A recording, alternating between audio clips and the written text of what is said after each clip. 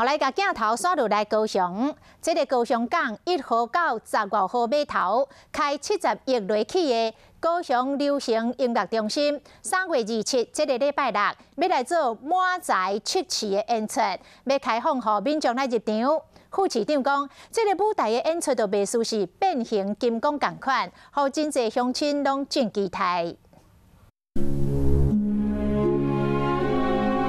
5月14日顶日拍开，变成暗时上闪亮的海上船照。潘秀雄建筑物就是高雄流行音乐中心，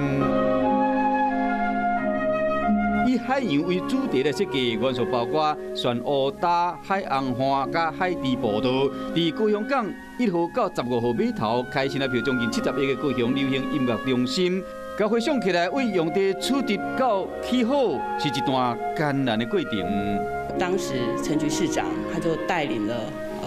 局处首长到高雄港边去静坐，所以这也让中央去重视到这样的一个我们在地的一个需求跟一个表达。经过12年完成的高雄流行音乐中心，坐落伫海港边，改变港都城市的面貌。 今年年初，跨百光年的表演已经吸引全台湾的注意。我们在